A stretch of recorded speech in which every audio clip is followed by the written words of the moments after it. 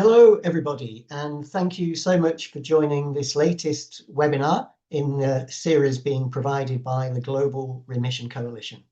My name's Neil Bettridge. I have the honour and pleasure to chair the Global Remission Coalition.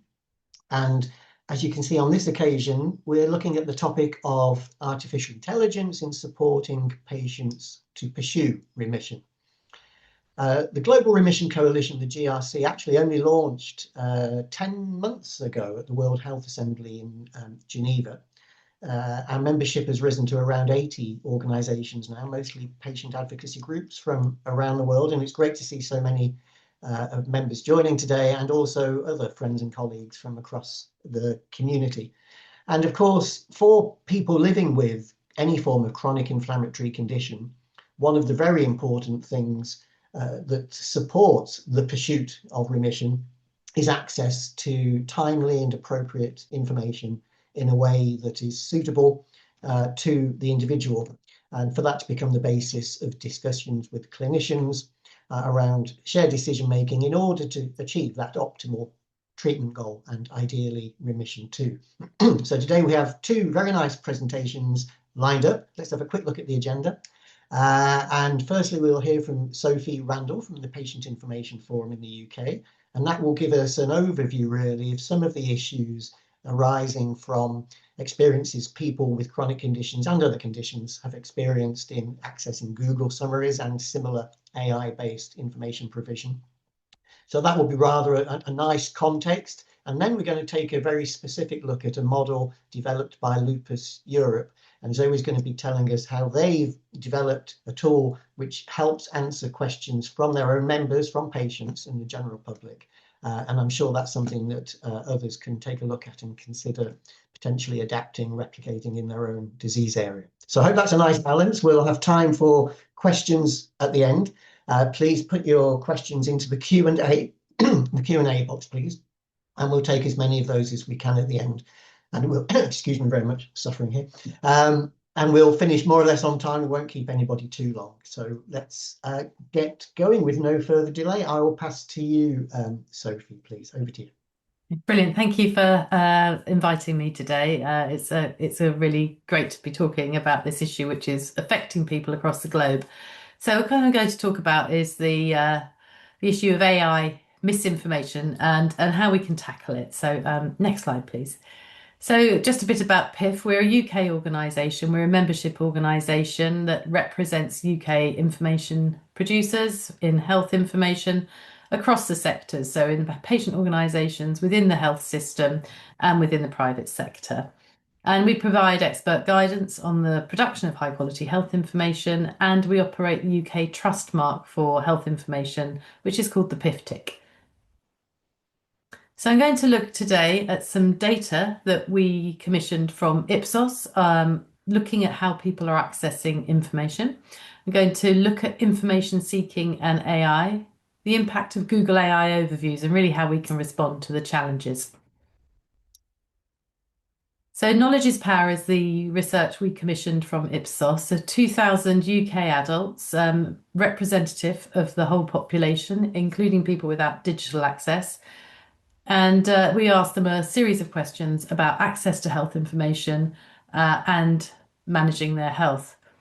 What was really concerning was that only 1 in 10 adults with a long-term condition in the UK were signposted to patient organisations who we know provide excellent information and support. So their natural response was to go online, and while 7 in 10 found it easy to find health information online, only 1 in 2 felt they could trust it.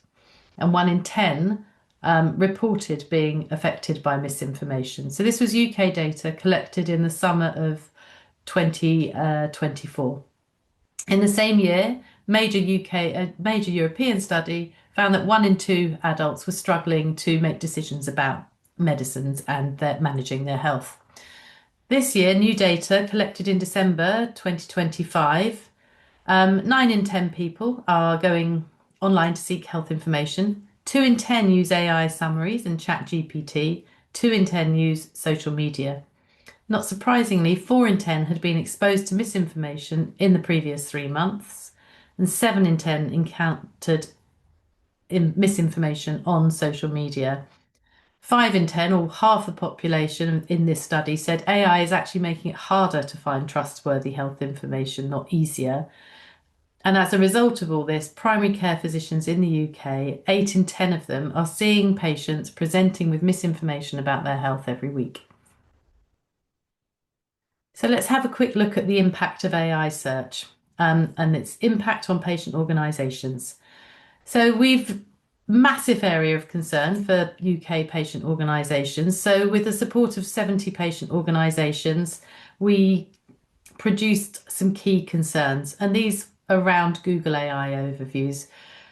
We saw problems with quality and accuracy of content, lack of localized source material, so it's really irrelevant to the UK, and pulling in misinformation or information from the US that wasn't relevant. There was great complexity in some of those overviews, and actually what we also saw that people were only looking at the overviews and not going on to the patient organisation websites. And actually the Pew Centre did some research that said only 1 in 10 people who use an AI summary will actually click on a traditional search result. So the impact that that's having on our patient organisations is quite profound. So almost half have seen inaccuracies about their topic area. 1 in 10 of evidence of users impacted by misinformation, but really importantly, 6 in 10 patient organisations are reporting a drop in their website traffic. And for 1 in 10, that falling traffic is actually then impacting income, which then affects their ability to provide the services they're providing. The most common range in the fall in traffic was in the 11 to 25% mark. So fairly, significant amount of traffic lost to AI search. So we have met with Google and we have asked for a framework for the verification of trusted health information. We've asked for better localization. We've asked for better signposting to patient organizations. And that green arrow on the slide shows you the disclaimer that the information might not be accurate and that should be checked with a healthcare professional. We don't think that is bold enough. That warning needs to be much, much clearer because people trust Google. When we did our research in 2024, just before these were introduced, half the population was saying they go to Google to look for trusted health information. So this is a misinformation being served in a trusted platform, and that's really concerning. Next slide, please. We can respond. We have to put pressure and raise awareness of the problem. So we had no response from Google with the concerns raised by our 70 member organisations. We presented a dossier of evidence complete with screenshots of inaccuracies and they did nothing. So we handed that to the media in the UK, to the Guardian newspaper, who then did a further investigation using our evidence. It was only as a result of that Google removed some of the topics from AI summaries that it had known there were serious inaccuracies for 6 months previously. So we can effect change if we work together on this. And I'm going to talk a bit more about that now. So next slide, please. So in the UK, we operate a verification mark, which helps people identify what's trusted. We can optimize our own websites to make sure we go further up into Google's new search algorithm. We can embrace AI with safeguards, which I know that Zoe's going to talk about more in a minute. And we can also educate the public about the dangers. So next slide, please. So the mark there that you can see, the Trusted Information Creator mark, is the PIF tick. And we assess organisations annually to make sure that their information production process is going to produce trustworthy, accessible, user-friendly content. There's more than 150 organisations in the UK that bear this trust mark now. It's gone down so well in the UK that we are just about to start an international pilot, and that's going to be rolling out in the next 6 months with a range of organisations, initially in English-speaking countries. Next slide, please. But we can also optimize our own websites for AI search. So Google's algorithm is a EAT now, so it's got a double E at the front.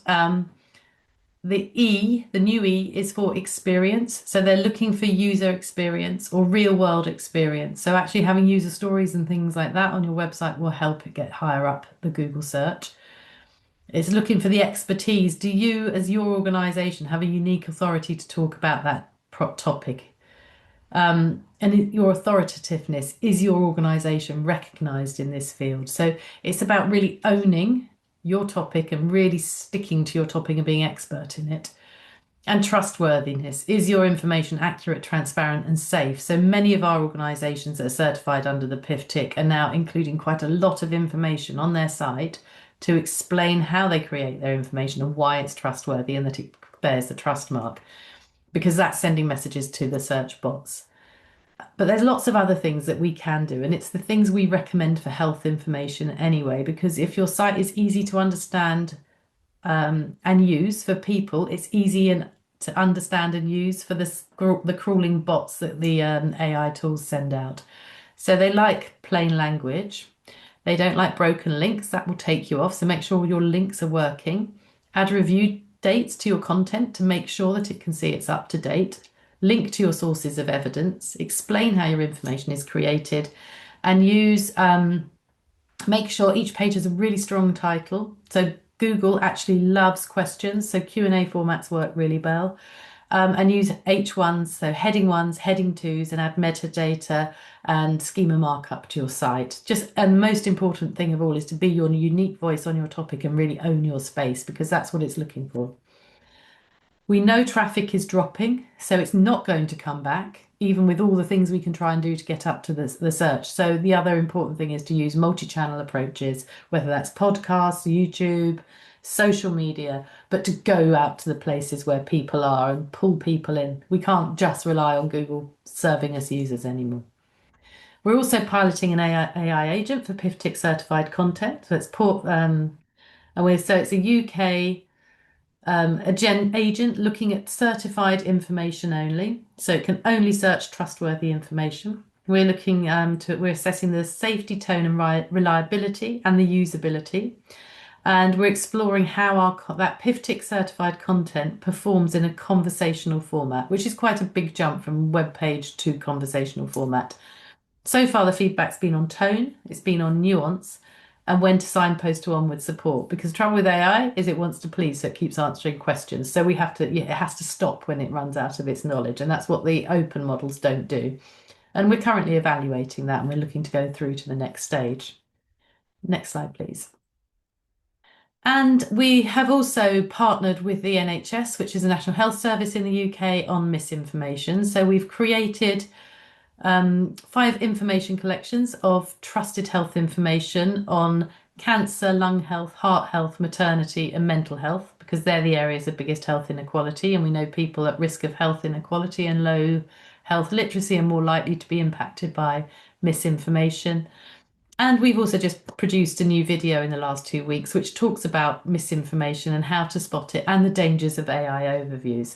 So taken together, there is a lot we can do to counter this, but we do have to shift with the times and adapt what we're doing if we're going to serve trusted information to our patient communities still. Thank you. Thank you, Sophie. Very much indeed. That's a wonderful overview of some of the major issues we're all looking at, and really helpful things to think about and top tips. So tremendous. Thank you so much. Please do put questions in the Q&A as we proceed, and we'll do everything we can to try and tackle those by the end of the webinar. I saw one from Joe DeBrave. Massive thank you, Joe. So as you just saw, Sophie's address was on one of the screens, but also this webinar, to your question about whether slides will be available, this webinar will be available as a podcast on the Global Remission Coalition website afterwards. And if you have any further queries, anybody, please just contact myself or direct to Sophie. So let's move on to the next presentation, and this comes from Zoe Karakikalam-Mitsaku from Lupus Europe. And as I mentioned in my introduction, I think this offers a really nice model that those working in patient organisations and beyond could consider in whatever disease area you're working in. And this, of course, is in the context of lupus. But I'll let you explain that, Zoe. Thank you for joining us. Thank you very much, Neil. And wow, does Sophie's presentation, I think we all learned a lot. This was such an interesting presentation. So today I'm actually going to talk a little bit about Lupus GPT. And I'll talk a little bit around Lupus GPT first, and then kind of go into what it is. But if we could go to the next slide. Thank you.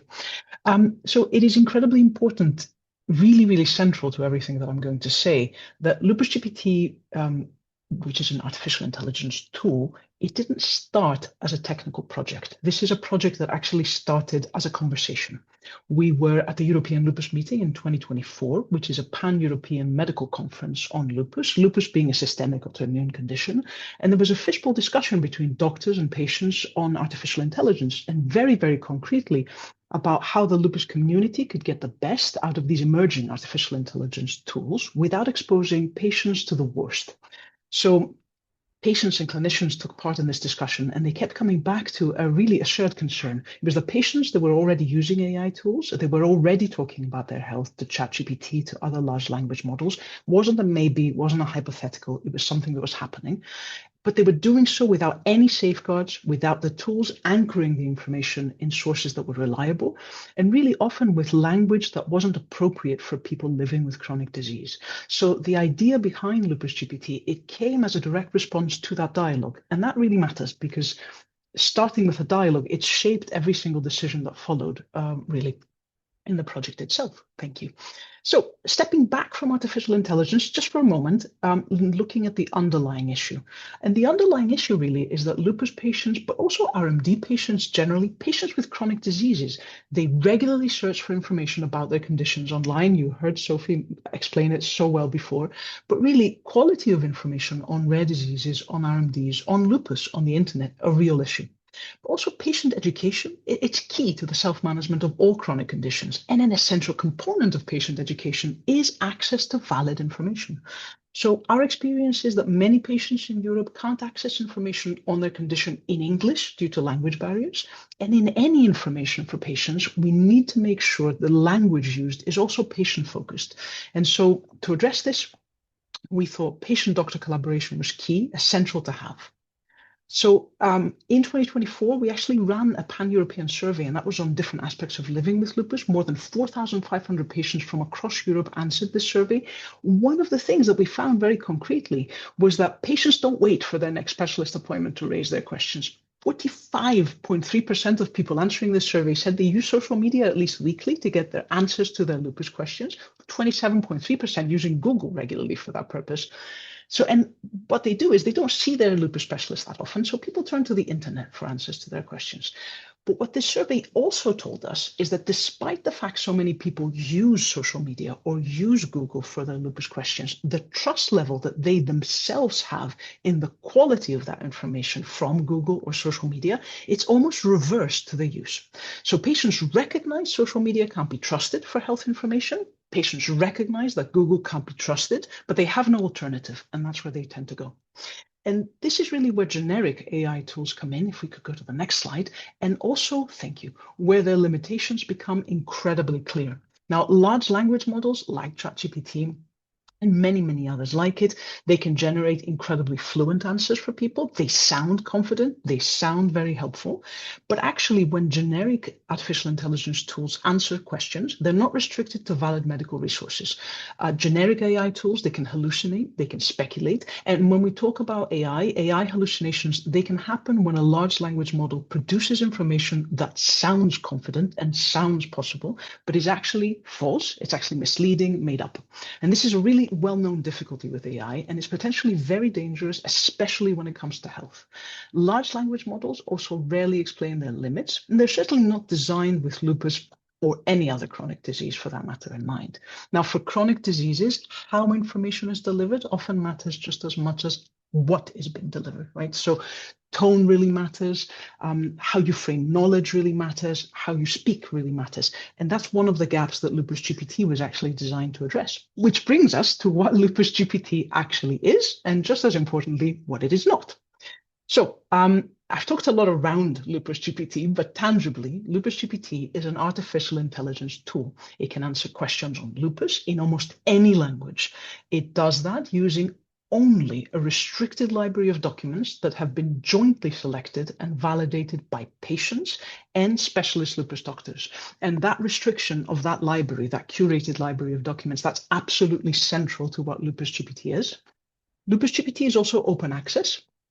So there's no login for it, there's no subscription, there's no fee for anyone accessing the tool from anywhere in the world. And centrally, and I said that before, but I'll say it again, it was co-designed with patients and clinicians from the very, very beginning. This wasn't something that was added at the end. It wasn't a consultation exercise of any kind. It was the patients and clinicians together lived and breathed in this tool from the very, very idea conception through its development and after. And that was really key for this. But also what it isn't is equally important. It's not an autonomous tool. It's not now, nor has it ever been, a replacement for healthcare professionals. It's not a general medical chatbot, so it can't answer anything you throw at it. It was actually built to be specific to lupus. Centrally, if a question is asked that it cannot answer from its restricted document library, it will actually explicitly say so every time. It won't guess, it won't speculate, and it won't hallucinate. And we built that in as an intentional safety feature into the tool, really. And if we can go to the next slide, and I want to just pause here for a second, because I think this is incredibly important. We talk about AI safety a lot. We talk about large language model safety, and we often talk about it like it's an abstract concept that's kind of located outside of us. But in practice, AI safety doesn't come from models themselves. AI safety comes from the human decisions that we make around models. So technical development was key in Lupus GPT, hands down. Incredibly important to have the right technical development for Lupus GPT, but equally important was the human work behind it, which included sort of selecting and excluding documents that populate the back end of Lupus GPT, its library, and creating a process for how that's done, updating content that was maybe outdated, reformatting documents so that the AI could actually properly retrieve them. As AIs, they can't retrieve all document formats equally well.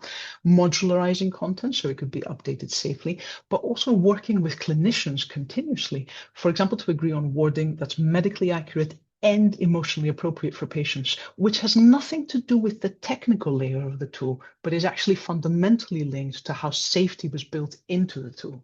And here, patient organization, patients, we have a real role to play.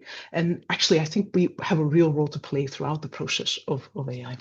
So moving on to impact. When we talk about impact, one of the things we obviously look at is reach. We look at how many questions have been answered for a tool like Lupus GPT, how many countries the tool has reached, how many languages people are using it in. Those things matter because a tool is meant to widen access. So reach is obviously part of the story. Now, for us, that reach has been incredibly meaningful. We've got more than 65,000 questions answered across 129 countries since launch. And launch was about a year and a half ago. And that includes 39 low and middle income countries, so actually reach well beyond Europe. Impact isn't only about how much a tool is used, it's also about what people are trying to ask and what they can't find in a tool. And that's why we actually pay attention to the answers people can't get. We look at questions the tool can't answer, and we're we find that incredibly informative. And that tells us something about unmet information needs, gaps in the document library, where the next step of the work may need to go. And we've got 2 backend databases in the tool really that help us see where questions don't have answers and where the gaps are. But impact isn't just about numbers, it's also about learning and helping the tool evolve. Beyond that, impact is also when we're at a conference or where we get an email from a doctor that actually tells us there was no information about lupus in my language, there was no information about lupus in my country. This actually is something that means I can give my patients information. So that's what's incredibly powerful as well. So thank you very much for your time. Happily will try to answer any questions you might have. Thank you very much indeed, Zoe. That was superb and great to know that this approach is delivering such great results, and I'm sure many others will want to learn a lot more about this. We've got a few minutes to take some questions that have come in. Joe was asking, Sophie, I think this is really to you, about the PIF tick and whether this has any application in any way anywhere other than the UK. Perhaps the slightly broader question might be, have you had interest from any other parts of the world with a view to it being adapted and used elsewhere, because it's such a great approach. It would be great to see it sort of considered and rolled out potentially in other places. Yes, we are. We're seeing a lot of interest actually, and it was identified as a piece of good practice in WHO's toolkit on tackling misinformation a couple of years ago. So it's more of a kind of how we go about it for us as a smallish organisation to take it wider. But we know that some of our organisations that work internationally already are using it internationally, and we are about to start a 6-month pilot with Canada, Australia, South Africa, Singapore. There's a range of countries involved, and that will include some pharmaceutical companies. It will include some patient organisations, some global organisations. So we're just going to see how that goes and what the options are for us to take it out, license it, how we take that model forward. Great, that's really encouraging. Thank you for sharing that. And there was another question coming in from Kate asking about your research, Sophie, and what sort of positive impacts were identified by people who completed the survey in terms of what AI is doing for them. I think it's the access and the usability that is appealing, and it answers people's questions quickly. Sometimes these questions are complex, and it can be. We know that the other real key issue, I think, is that obviously people find regulated sources of information, particularly any kind of technical information, much harder to understand than the kind of summaries that are presented in Google. Now, we know globally that about 1 in 5 people have very low literacy and numeracy skills. It's pretty consistent across the globe. So that's what AI does very well. It makes information engaging and accessible, and that's why people are using it. So we need to match that. We need to provide and match that. And what we've done with our pilot, which is, so great to hear what Zoe's doing. So that's fantastic. But one of the key things that all the organisations involved are really, really positive about it is that it's answering people's questions quickly without them having to search through the website to find the right page. So, not everybody's able to do that easily. Right, absolutely. Thanks. Question coming for you, Zoe, from Elsa Bosworth from the National Rheumatoid Arthritis Society in the UK. And that's about how the tool ChatGPT Lupus GPT has evolved. In other words, since launch, have you been adding further information in response to the nature of the questions coming in? That's a really good question. Thank you for that. Yes, we have. So we do this in a structured way. So every 6 months or so, we go back and check the backend library of documents to see whether gaps are obvious in the document library. But also, there are gaps in the document library where things need to be added, and then there's gaps in the actual literature where things need to be developed because they're nowhere in the literature. So we then work with a big team of doctors and a big team of patients to actually add documents. But we do this every 6 months or so in a structured way, and we certainly have done that. That's great to know. Thank you. We'll need to wrap up in a couple of minutes. To your quick question, Geraldine, just to reiterate, the webinar will be available as a podcast on the GRC website afterwards, so you can have a review there, and please share that with your colleagues, of course. I suppose in terms of just prior to wrap up, what struck me, not only today, but whenever this topic is discussed in the context of health information, understandably, there's always a lot of focus on the quality of the answers provided. That's very understandable. But also, what about the quality of the questions that are being asked? Do you think, maybe to you, Zoe, from a patient group perspective, are there things that patient groups can be doing to help users, help patients, almost ask better questions or provide some of the additional context that AI would need in order to answer the question in a more individualized way? Because we know that if you're talking to a general practitioner or a hospital specialist, they often or sometimes know the person in front of them, the patient. They might know issues about their lifestyle, their history. They might know if it's a fluctuating condition, where they are in their journey. All of those things become important to the information that comes back, right? But AI can't know that. Not even AI can know that yet. So is there anything we can be doing proactively to help patients in the engagement process? I think that's a really, really good question and a really tricky one to answer. I think coming back to something Sophie said before about literacy and numeracy, is crucial here, because one of the reasons that patients find it difficult sometimes to structure questions in a way that might maximize the response is lower literacy and lower numeracy. So one of the things we've tried to do actually is install a feature within Lupus GPT called Easy Lupus that is specifically targeted towards patients of lower literacy, condensing and sort of summarizing information a lot more, making it much, much easier to interact with a tool for people who sort of are affected by lower literacy. And we found that to be very useful to get patients to engage where they are. But that's such a broad discussion, and something that is really, really tricky and really important. Sure. Sorry, it's a big question for a short answer. It's a lovely question. I think to be continued. Just to come in on that as well, I think there's things that people can do to make their search more effective.